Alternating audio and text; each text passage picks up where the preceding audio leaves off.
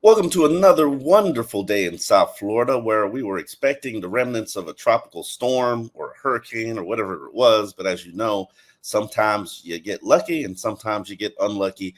The storm missed us. The Dolphins did cancel their Saturday practice at Hard Rock Stadium, but they did continue to participate in the 9th day of training camp. It caps off the second week. And right now, joining me from Cell Block 39, coming from the Informing Reward, is Barry Jackson. How are you, Barry?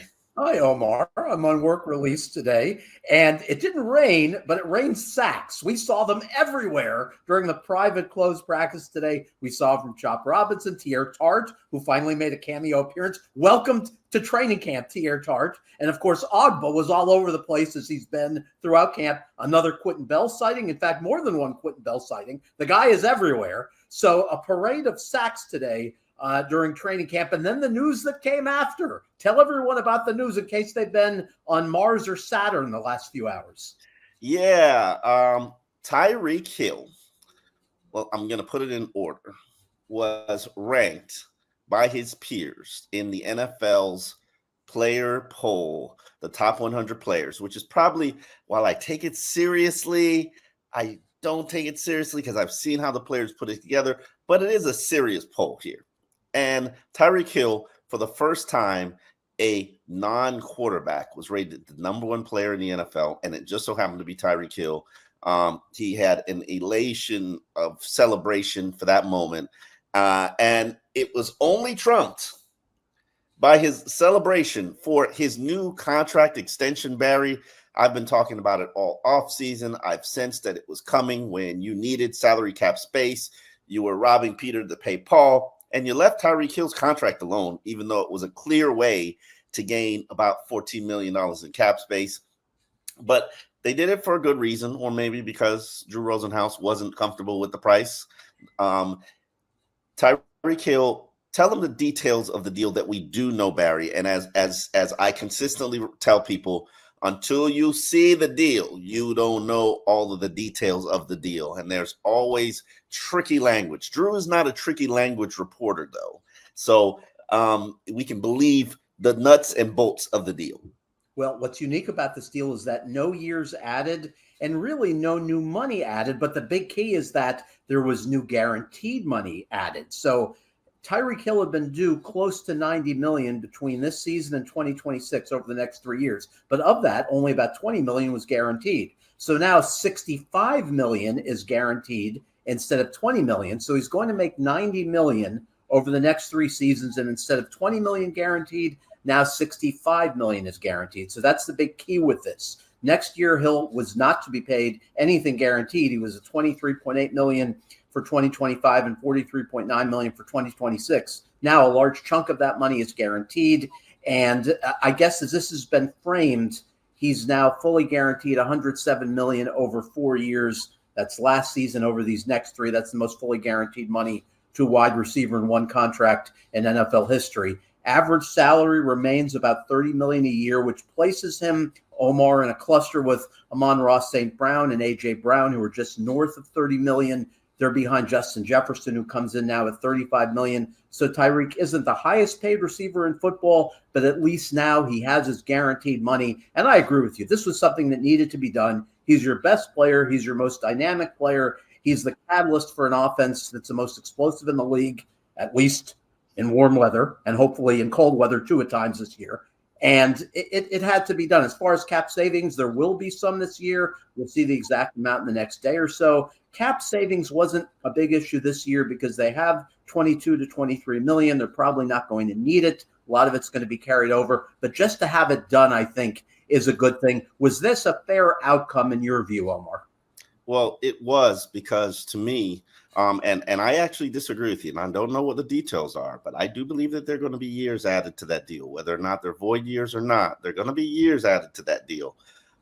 We'll see when the details of the contract comes out, because I can't think that it's just a 3-year, $30 million a year contract. That doesn't provide you that much cap relief unless Steve Ross just writes him a ridiculous $60 million signing bonus, which I just don't think happens. As far as being under contract, I know Rosenhaus was clear. He communicated with several of us over the course of the day that it's a 3-year deal. But you're right, there could be void years, which wouldn't keep them under contract those years, but there would be a cap hit if you're looking to transfer the cap. So all of those cap machinations and gymnastics are on the table for Brandon Shore and Chris Greer. And here's what's important, because under his existing contract, he only had a 2-year deal. There was no way that the Dolphins were going to pay him $45 million in 2026. Drew, his agent, always knew that. Tyreek always knew that. And so what they've done is they've made that $45 million lump sum guaranteed and pushed it around in the contract. Ultimately, Tyreek has always proven, as long as I'm up there and the highest paid player in the league, as long as I'm making $30 million a year, as he said, if he is a UPS driver and he's driving more routes than everybody else who's getting more money, I want to be compensated like I'm the best UPS driver in the NFL. And I think he is compensated like he's the best UPS driver in the NFL. You know how I feel about the monies that's reported, Barry. There aren't, I think, Justin Jefferson, I can't remember because I don't have it in front of me. Amon-Ra St. Brown, his real money is really $21.4 million a year. A lot of these receivers have fraudulent contracts. Whether you count that last, and for those who are the uninitiated to this conversation with Omar, but he's made the point, it's certainly a valid one, that if you count the last year of a deal, which often is not guaranteed, it can naturally elevate and escalate the average that's reported by media. So that's what this whole issue is about. But if Tyreek makes it to the end of the contract, it'll be $30 million per year, which is quite reasonable for the best receiver in football, or one of the 2 best receivers in football. You can pick your spot with Justin Jefferson or not, but he's one of the top 2. Absolutely.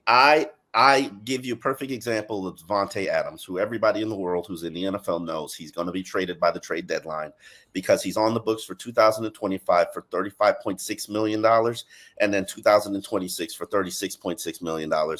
His announcement is basically get me the bleep out of here. And Aaron Rodgers has basically said, yeah, it's going to be great to be reunited with Davante Adams probably in the second half of the season. Understand that receivers, a lot of these guys, I think the average is about $21.9 million. Justin Jefferson is the one whose real money comes in close to $30 million. I need to see the deal before I know exactly how much Tyreek Hill is averaging, because we said when he got his new deal from the Dolphins, he was averaging $30 million, and he really wasn't. He was averaging just under $24 million. But we're splitting hairs here. Tyreek Hill is heavily compensated, and he should be, because we've both watched this offense with and without Tyreek Hill. And today was a day where it was without Tyreek Hill. Wasn't very good. We saw Jalen Waddle run a couple of routes, but today the quarterbacks were out there naked, and that's what's going to happen at some point in your NFL career. And Devon Achane, he got a heavy, significant run, a significant amount of targets. It was pretty much the Devon Achane show. I can honestly tell you, I wasn't thoroughly impressed with what I saw, but let's hear Tua Tagovailoa's take on Devon's performance, and then also Tua talking about OBJ, who he has to develop chemistry with, and it hasn't happened so far. Of what he could do for us offensively, from the backfield, going out, running routes in the slot, all of that. So it wasn't new to me, being able to see what he could do, but it was really cool getting him involved. And that's sort of what the defense gave us with those throws to him today. So trust him, and ask him to make some plays for us there. So what's the main challenge working with the pass catcher like Jones Smith? What's some things that you do to try to get him rhythm? Yeah, just your everyday drills that you have with routes on the air, then on the side, just being able to take him to the side, catch for you. A lot of the guys, they'll tell you, like, it doesn't matter how you throw the ball, whatever, but until they actually see it, they're like, dang, all right, this is kind of weird. It's I'm the only lefty in the NFL that I know of that's starting, so I would expect it to be different for these guys. So a lot of the newer guys, just trying to get more reps with them, having them see the ball, and then when they're able to catch it on the jugs, the ball is also able to spin in reverse instead of how it would normally spin. So since the time, I'm sorry to cut you off. Since the time he signed, how much work have you been able to do with Odell, and how much work do you need with him before the game starts? Well, I've been able to talk with O a lot off the field. I think the main focus for me, and I think for O, is we communicate about, okay, how you got to study the playbook, how I studied, how it helped me and whatnot. But the most important thing is, like, he has to take care of himself. Like, he has to do all the things necessary with Kyle, with Boone, with Troy, with all those guys to do everything he can to get back on the field to help us.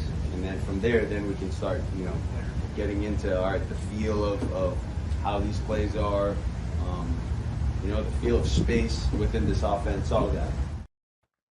Yeah, Tua's addressing two of his top weapons that have come to the team, Jonnu Smith, who actually, during special teams period, Jonnu Smith catches passes from Tua in the days that he works, because he's a guy who's on an every other day program, obviously because of an injury that he's nursing. And then Odell Beckham, who is running sprints, looks fast. Yeah, I thought he looked good at full speed yesterday. He seems close to me, no? Yeah, Barry, you know how I am. Until I start seeing you cutting and changing directions, I do not, I do not give you the green light. Yesterday we saw Jalen Phillips starting to cut and drop back and change directions, and that's certainly encouraging. OBJ, to me, it's about how quickly is he going to be able to learn the offense and develop a little chemistry with Tua. I'm not sure that's something that's going to be at the beginning of the season. I wouldn't be surprised if he begins the year on the PUP. And work Braxton barriers, River Craycraft. Yeah, I worry about that. Obviously, you'd prefer that Braxton's your 4, Craycraft is your 5. I want to talk, though, about the end of practice, because to me, today was a debacle for the offense, except for the 2-minute drive. Now, at the end, for fans who don't know this, you'll often see hurry-up drives for quarterbacks. Today, Tua got one. Mike White got one. Mike White's didn't end well. Tua's did. Tua's ended in a touchdown. There are a couple things that encouraged me I wanted your thoughts on from that drive.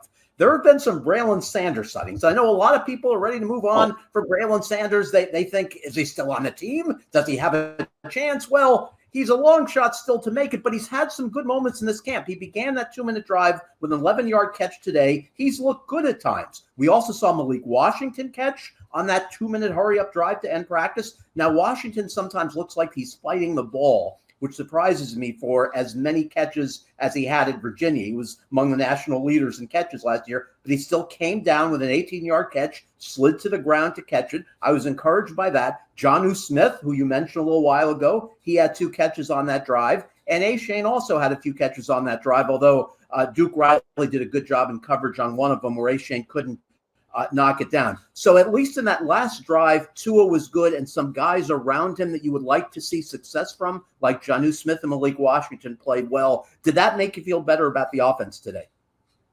No. I do like the weapons that are there. I am a Braylon Sanders fan. I'm a closet Braylon Sanders fan. I have been for 2 years.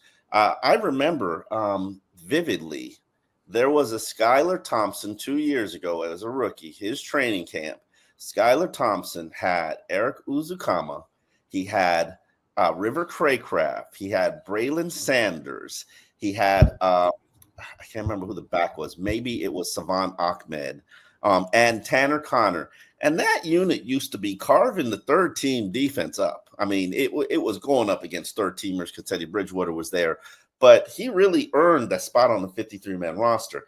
And what surprises me, and I got to word this gently because I get pow-pows, and I got a pow-pow yesterday. What surprises me is that even though it's not a competition, it seems like a competition. And if I had to put a scorecard on it, if it was like, let's say, a boxing round, I'm kind of going, Barry, with a 6-3 card right now in favor of Skyler Thompson. Oh, yeah. Skyler's been a better quarterback. But the question is this a true competition, or is this like one of those elections in some foreign country that's totally stacked against him? Skyler could win in popular votes, but he's still not going to win the election. And it's so funny. When I asked Skyler yesterday, has Mike McDaniel told you if the job is genuinely open? He says it never comes up. So that's nice. So the topics never come up. He doesn't know if he's competing for the number 2 job or not. But here's why it's important, as you noted in your story today on MiamiHerald.com. This year, the quarterback on the practice squad can be active on game days. He doesn't have to be on your 53. So it would be very easy for the Dolphins simply to cut Skyler Thompson. Now, there is a risk that team could claim him as their number 2. I don't know that would happen, but you can't totally rule it out. But you could stash him on the 53 if you feel good about getting him through waivers, and then he'd be available for games. With Mike White, he's at the $3.5 million. You save the cap hit and some of the money if you release him. I just don't see the Dolphins doing it. How much of a shocker to you would it be if they opt for Skyler over White as their second quarterback on the 53? A major shocker. If I'm the Dolphins and I'm Chris Greer, I'm keeping Skyler initially, and then the first month of the season, I'm trying to sneak him in under the radar there. And maybe that's after I get myself a practice squad quarterback, just to start grooming somebody. But here is Skyler Thompson in his own words about this training camp and what he's experiencing. I feel like my approach to this is the same it's always been. It's just improving each and every day. This is my 3rd year in the system, and just trying to show that it's my 3rd year in the system, and being confident, being a leader, and all those types of things is something I take a lot of pride in, and just what I try to bring to the table every day. One other way of phrasing is, do you believe it's an open competition for the number 2 job? I honestly, that's a question for Coach, because I haven't had any dialogue with that, conversations or whatnot. I've been approaching each and every day like it's a new day, and trying to make the most of my opportunities. So you mentioned 3rd year in the system. How much does that help? I mean, it helps a ton. It helps a ton. I think just not thinking about the little tedious things of the offense, it kind of is just second nature to me. In some way, shapes, or form, it just allows me to play faster. I feel like, and that's what I felt so far this camp, and just being able to move on to the second, third level things of just offense. Not just learning the formations and shift trades and motions, all that type of stuff. Like, that stuff pretty well now. So it's being able to expand on that and really being able to grow in truly what the system is. To kind of follow up on that point, how is this defense and all the pressure we've seen in the last couple of weeks, how has that ramped up your processing? Oh, it's been awesome. Honestly, it's been so fun competing against our defense. They bring a lot of energy every day. They give us tons of different looks, and I think it's so good for us as the quarterback, because, you can, even throughout a game week, you can prep for something and defense come out and play something totally different. And you always got to play each play. We always say is, each play stands on its own merit, and just take it one play at a time, and trust our progression, trust our read, not predetermining pre-snap what the defense is doing, and being able to react and feel the space. And, they send us a lot of different stuff, a lot of different pressures and looks and disguises. It's really good training for us. So it's been fun to compete against those guys. Yeah, it's very interesting to see what will happen with that quarterback competition. If it's a competition, I will say this. I think whoever works with the 3rd-team offensive line is working at a disadvantage. Whoever works with the 3rd-team center is working at a disadvantage. Whoever's working with the 3rd-team wide receivers is working at a heavy disadvantage. So best of luck to whoever that player is. And I have one more thing to add on the backup QB competition. In Mike White's defense, he was hurt by a few drops today. His hurry-up 2-minute drive at the end of practice ended with an Anthony Schwartz drop. It was a pass that should have been caught, which would have prolonged the drive. Julian Hill dropped a well-thrown ball from Mike White today. It just seems that Skyler throws a larger volume of impressive passes. We saw a 23-yarder to Jonnu Smith about midway through practice today. So you're going to get some nicer throws, probably a larger volume of them from Skyler Thompson than you do from Mike White. And you're going to see mistakes from both. But then again, if there weren't mistakes from both, they'd be a starting quarterback somewhere, and someone would be paying them $43 million like Daniel Jones is getting. So it comes with the territory. Who Skyler Thompson was drafted ahead of. So Brock Purdy, very discouraging. Yeah. Barry, so we've been in the weeds today. This is day 9 of training camp. We've given you some rising stars.